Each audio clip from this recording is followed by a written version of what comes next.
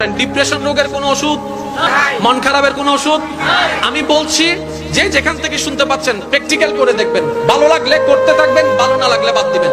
আমি প্র্যাকটিক্যাল করেছি সেটা আপনাদেরকে বলছি।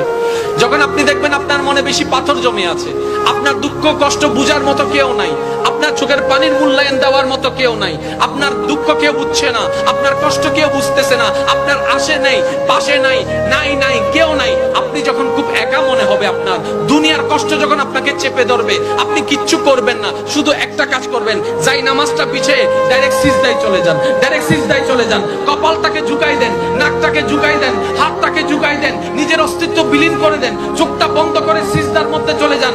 আল্লাহর ওয়াস্তে করে বলছি, কিচ্ছু পড়া লাগবে না, শুধু সিজদার মধ্যে পড়তে থাকেন, সিজদায় পড়ে থাকেন, কান্না করতে থাকেন। ওনাকে বুঝান যিনি আপনি না বললেও সবকিছু বুঝে, ওই রবকে জানান যিনি আপনি না জানালেও সবকিছু জানে। দুনিয়ার মানুষ তো আজকে বললে কালকে চুপ উল্টাই ফেলে, ব্ল্যাকমেল করতে শুরু করে। রব তো সবকিছু জানার পরেও দোষ গোপন করে রেখেছে। ওই রবের দরবারে সবকিছু বলতে থাকেন, 1টা মিনিট 2টা মিনিট 3টা মিনিট, দেখবেন আপনার সমস্যা তখন সমাধান না হলো অন্তরে এমন একটা শান্তি লাগবে যেটা আপনার পৃথিবীর কোথাও খুঁজে পাবেন না। সুবহানাল্লাহ।